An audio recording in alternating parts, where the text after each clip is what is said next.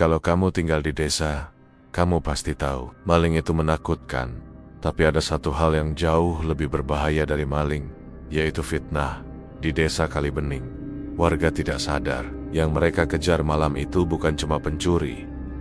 Mereka sedang berhadapan dengan sesuatu yang tidak pernah tercatat sebagai manusia. Desa Kalibening terletak agak masuk dari jalan utama.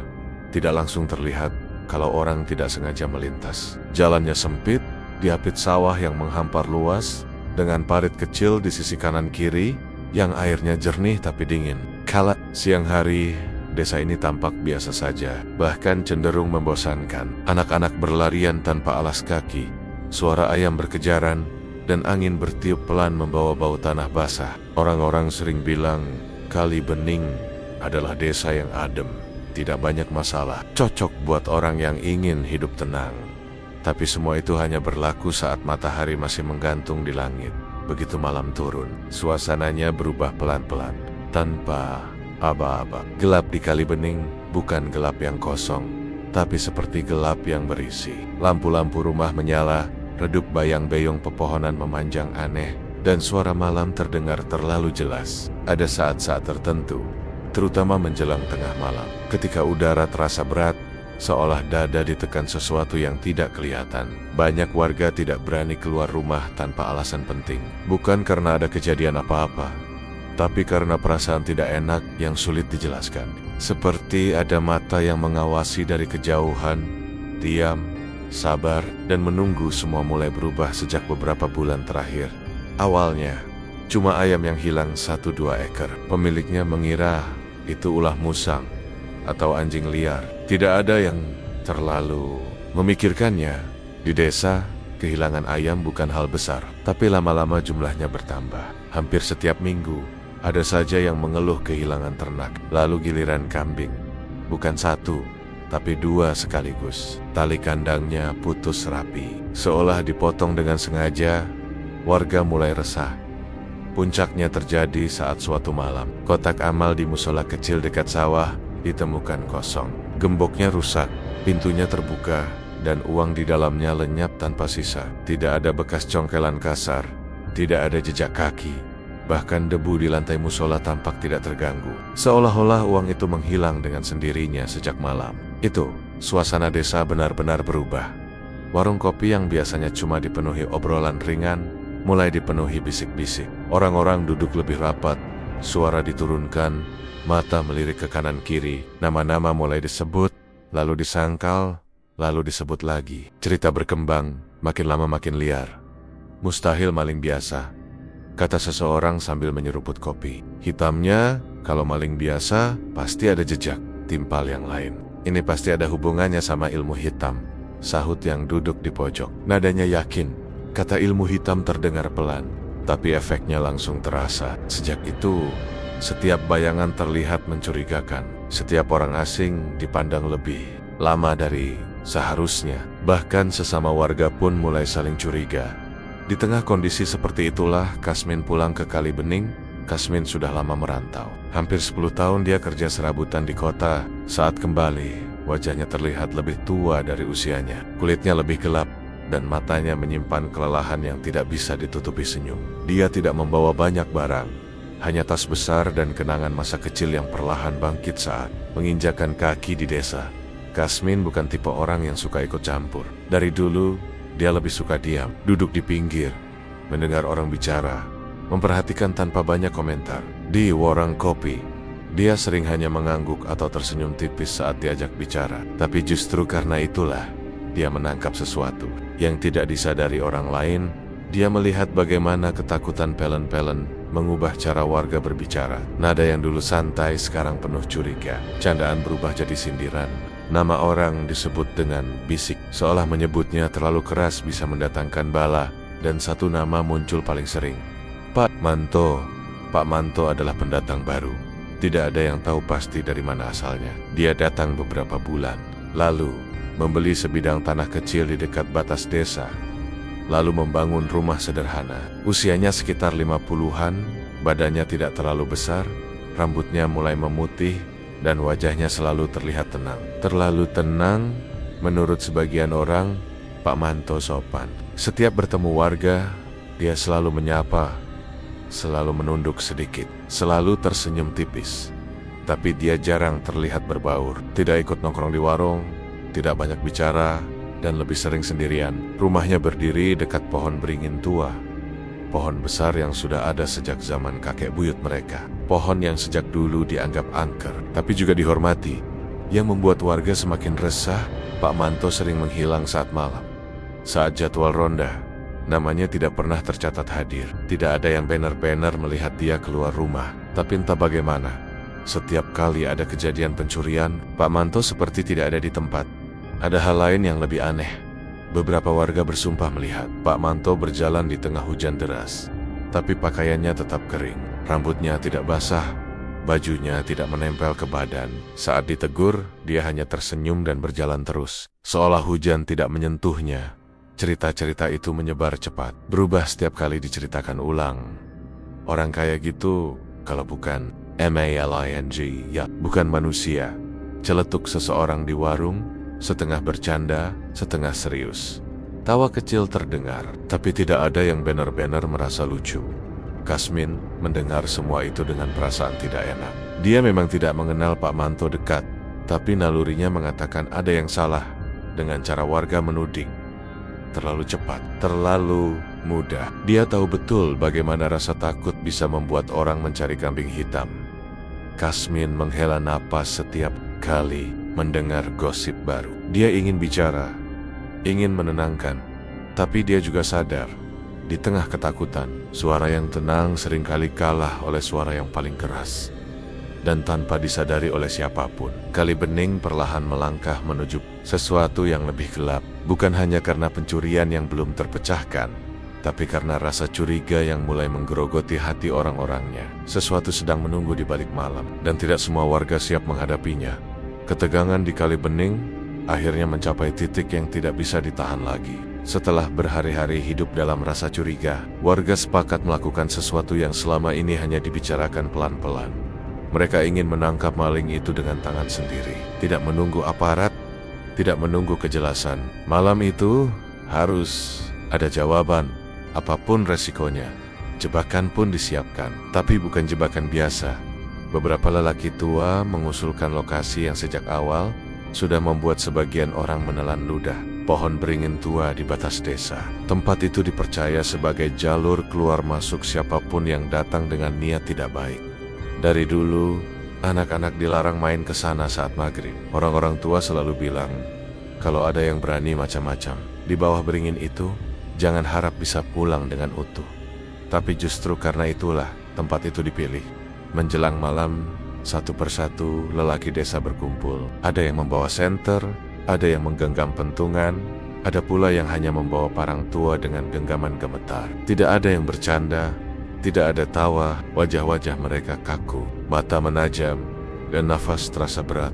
Kasmin ikut di antara mereka. Sejak sore, perasaannya sudah tidak enak. Ada sesuatu di dadanya yang terus menekan, seperti firasat buruk yang tidak mau pergi. Dia ingin menolak ikut, tapi dia tahu ketidakhadirannya justru bisa memancing kecurigaan di desa yang sudah diliputi.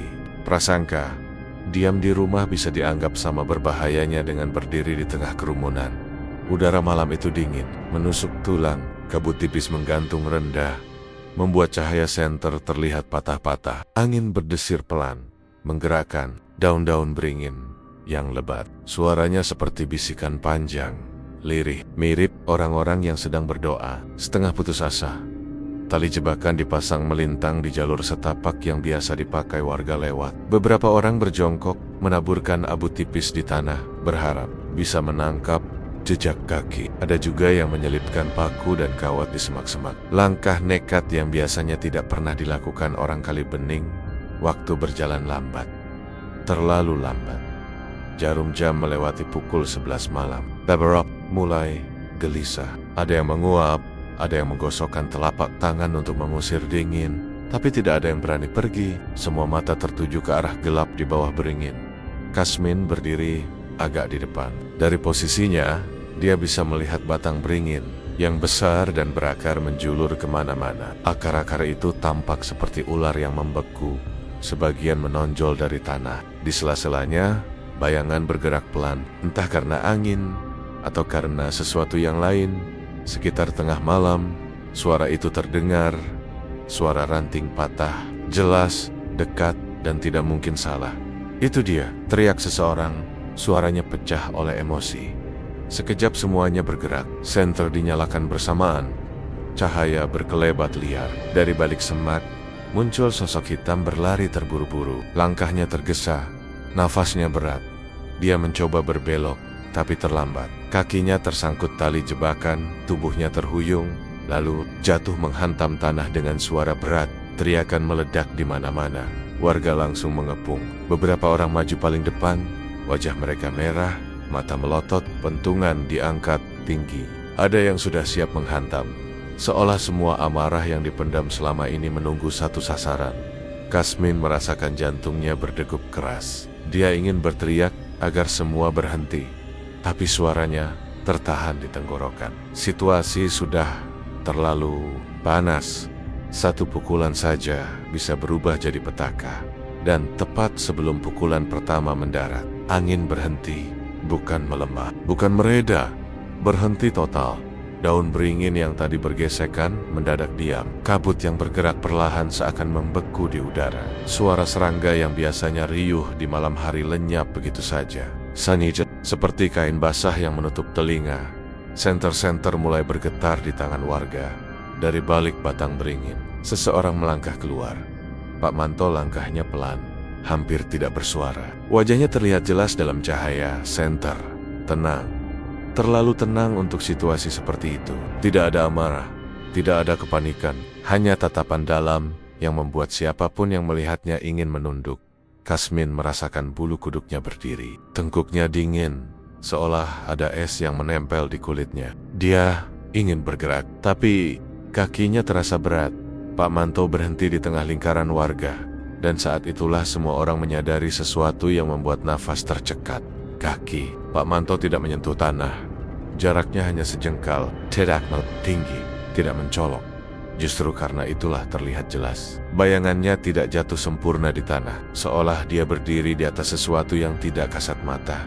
Satu orang menjatuhkan pentungannya. Suaranya terdengar nyaring di tengah sunyi. Tidak ada yang berani bicara. Pak Manto memandang satu persatu wajah di sekelilingnya. Tatapan itu tidak tajam, tapi menembus. Seperti menelanjangi niat yang selama ini disembunyikan di balik ketakutan. Dengan suara rendah tapi berat, Pak Manto berkata, "Kalian sibuk mencari maling, sampai lupa menjaga lisan." Suara itu tidak keras, bahkan terdengar hampir lembut. Tapi setiap katanya terasa seperti dipukul langsung ke dada. Beberapa orang spontan memegang baju mereka, seolah jantungnya benar-benar sakit. Pak Manto menoleh ke arah sosok yang terjebak di tanah. Maling itu gemetar hebat, tubuhnya bergetar tidak wajar. Matanya membelalak ketakutan. Lalu Pak Manto kembali memandang warga. "Yang kalian rusak bukan rumah," kata Pak Manto pelan. "Bukan ternak, tapi hati satu sama lain." Saat kata-kata itu diucapkan, tanah di sekitar beringin mulai berubah. Awalnya samar, seperti cahaya embun yang terkena bulan, lalu semakin jelas, membentuk lingkaran tipis yang mengelilingi maling itu. Tanah tidak. Lingkaran tampak berdenyut pelan, seolah bernapas. Maling itu menjerit. Jeritannya bukan jeritan orang kesakitan, tapi jeritan orang yang kehilangan akal. Dia mencoba berdiri, mencoba merangkak, tapi kakinya tidak bergerak, seolah tertanam ke bumi. Tangannya mencakar tanah, kukunya patah, darah mengalir, tapi tubuhnya tetap di tempat. Telung, ampun, ampun. Ratapnya terputus-putus. Beberapa warga mundur terhuyung. Ada yang jatuh terduduk, ada yang menutup wajah dengan kedua tangan. Bau tanah basah bercampur keringat dan ketakutan memenuhi udara. Pak Manto mengangkat satu tangan perlahan. Gerakannya sederhana, tapi langsung membuat jeritan itu mereda. Maling itu terengah, terisak, tapi tidak lagi meronta. "Ini bukan hukuman," kata Pak Manto. Suaranya tetap tenang. "Ini pengingat." Cahaya samar itu berpendar sesaat lalu berhenti. Lingkaran di tanah tetap ada, tapi tidak lagi bergerak. Warga Kali Bening gemetar, bukan hanya karena dingin malam, Tapi karena kesadaran yang datang terlambat, selama ini mereka sibuk menunjuk, sibuk menuduh, sibuk membangun cerita sendiri, sampai lupa bahwa kebenaran tidak pernah muncul dari teriakan paling keras. Kasmin menelan ludah, tenggorokannya kering. Dalam hatinya, satu kesimpulan muncul dengan jelas dan menakutkan. Mereka tidak sedang berhadapan dengan manusia biasa. Apapun Pak Manto sebenarnya, malam itu semua orang tahu satu hal pasti, Kali Bening telah ditegur. Dan teguran itu datang bukan dengan teriakan, melainkan dengan keheningan yang jauh lebih menakutkan. Maling itu akhirnya berhenti meronta. Tubuhnya masih gemetar, nafasnya tersengal-sengal, tapi tidak ada lagi tenaga untuk melawan. Leng samar di tanah perlahan memudar, menyisakan bekas tanah yang lebih gelap, seolah baru saja disiram air. Beberapa warga memberanikan diri mendekat, masih dengan jarak aman, masih dengan rasa takut yang belum sepenuhnya pergi. Dengan suara terbata-bata, maling itu akhirnya bicara. Kata-katanya keluar terputus-putus, bercampur tangis dan rasa panik yang belum reda. Dia mengaku bukan warga Kali Bening. Dia datang dari desa seberang, mendengar kabar bahwa Kali Bening sedang kacau. Warganya saling curiga, dan ronda malam sering kosong karena orang-orang lebih sibuk menuduh daripada menjaga. Dia memanfaatkan situasi itu. Ayam, kambing, bahkan kotak, amal musola semuanya dia ambil pelan-pelan, dengan perhitungan matang. Tidak ada ilmu hitam, tidak ada jimat, tidak ada pesugihan seperti yang selama ini dibayangkan warga. Yang ada hanya keberanian yang lahir dari melihat ketakutan orang lain. Pengakuan itu terasa seperti tamparan. Beberapa warga menunduk. Ada yang mengusap wajah, ada yang menghela napas panjang, seolah beban berat yang menekan dada mereka sejak berbulan-bulan akhirnya runtuh, tapi menyisakan rasa malu yang tidak kalah menyakitkan. Kasmin berdiri diam, dadanya terasa sesak. Dia tidak merasa lega, justru ada rasa perih yang mengalir pelan. Semua ini bisa saja tidak terjadi kalau sejak awal warga mau sedikit menahan diri. Pak Manto melangkah mendekat, atau lebih tepatnya, melayang mendekat. Kakinya masih tidak menyentuh tanah. Tapi sekarang, tidak ada lagi yang berani mempersoalkan itu. Semua mata tertuju padanya. Pak Manto memandang warga satu persatu. Tatapannya tidak marah, tidak ada amarah yang menyala. Tapi justru karena itu, rasanya jauh lebih menyesakkan. Tatapan itu seperti milik orang tua yang kecewa melihat anak kenania saling melukai tanpa sadar. "Aku penjaga batas desa ini," ucap Pak Manto pelan. Suaranya terdengar jelas di tengah keheningan. Bukan untuk menakut-nakuti, tapi untuk mengingatkan. Orang tersentak. Kata penjaga terdengar asing, tapi sekaligus masuk akal. Seolah potenggen-potenggen kejadian selama ini akhirnya menyatu. "Aku tidak marah pada pencuri," lanjut Pak Manto. Dia melirik maling yang masih terduduk lemas. "Orang seperti dia selalu ada, dimanapun. Yang lebih membuatku sedih adalah orang-orang yang terlalu mudah menuduh." Kalimat itu menghantam lebih keras dari teriakan manapun. Pak Manto mengedarkan pandangan sekali lagi. Ketakutan itu wajar, kehilangan juga wajar. Tapi ketika lisan tidak dijaga, ketika prasangka dibiarkan hidup, kalian sedang merusak rumah kalian sendiri. Tidak ada yang membantah, tidak ada yang berani. Angin mulai berhembus lagi, pelan, seperti ragu-ragu. Daun beringin kembali bergerak, berdesir lirih. Kabut tipis yang tadi membeku perlahan mencair, bergeser mengikuti arah angin. Perlahan, tubuh Pak Manto mulai berubah. Bukan menghilang seketika, tapi memudar sedikit demi sedikit. Wujudnya seperti diselimuti kabut tipis. Garis-garis tubuhnya makin warga menahan napas, tidak tahu harus melakukan apa. Sebelum banner-banner lenyap, Pak Manto menunduk, lalu meletakkan sesuatu di bawah beringin tua. Sebuah potongan kayu kecil, diukir sederhana tapi rapi. Setelah itu, tubuhnya larut bersama angin, seperti kabut yang tersapu perlahan. Tidak ada suara, tidak ada cahaya berlebihan, hanya perasaan kosong yang tertinggal. Beberapa detik berlalu tanpa siapapun bergerak. Kasmin akhirnya melangkah mendekat. Dengan tangan sedikit gemetar, dia mengambil potongan kayu itu. Di permukaannya terukir kata-kata sederhana, tapi terasa berat saat dibaca. Jaga lisan, jaga niat. Tulisan itu tidak panjang, tidak puitis, tapi rasanya seperti ditujukan langsung ke hati. Setiap orang yang hadir malam itu Malam berakhir dengan langkah-langkah yang tertati. Maling itu diserahkan ke pihak berwenang keesokan harinya, tanpa kekerasan, tanpa amarah berlebih. Tidak ada yang ingin mengulang kesalahan yang sama. Semua pulang ke rumah masing-masing dengan kepala tertunduk dan pikiran penuh. Sejak malam itu, Kali Bening perlahan berubah. Ronda malam tetap berjalan, tapi suasananya berbeda. Orang-orang tidak lagi saling menatap curiga. Jadwal dibagi dengan adil. Tidak ada bisik-bisik di balik punggung. Kalau ada yang mencurigakan, dibicarakan bersama, terang-terangan, tanpa nada menuduh. Warung kopi kembali ramai. Kursi-kursi kayu yang sempat kosong kini terisi lagi. Tawa pelan terdengar. Bukan tawa yang dibuat-buat, tapi tawa lega. Gosip masih ada, seperti di desa manapun, tapi tidak lagi tajam, tidak lagi mengarah ke satu nama tertentu. Warga belajar menahan lidah mereka sendiri. Pohon beringin tua tetap berdiri di batas desa. Tidak ada yang berani menebangnya. Bahkan mendekat pun, orang-orang kini melakukannya dengan sikap berbeda. Bukan takut berlebihan, tapi hormat. Kasmin tetap tinggal di Kali Bening. Dia membantu Ronda, membantu warga sebisanya. Kadang, saat senja, dia berjalan melewati beringin itu. Duduk sebentar di batu dekat akar besar, memandang langit yang perlahan berubah warna. Ada saat-saat tertentu ketika angin berhembus pelan, menyentuh wajahnya dengan lembut. Daun beringin berdesir perlahan, tidak menakutkan, justru menenangkan. Seolah ada sosok yang masih berdiri di sana, tidak untuk mengintimidasi, tapi untuk memastikan semuanya tetap pada batasnya. Kasmin tidak pernah melihat Pak Manto lagi, tidak dalam wujud apapun. Tapi pesan itu hidup, bukan hanya di kayu berukir yang kini disimpan di balai desa, tapi di sikap orang-orang. Warga Kali Bening akhirnya paham bahwa horor paling mengerikan bukanlah arwah yang melayang di bawah beringin tua, bukan bayangan di tengah malam, bukan suara aneh di balik kabut. Horor yang sebenarnya adalah fitnah yang dibiarkan tumbuh di lidah manusia.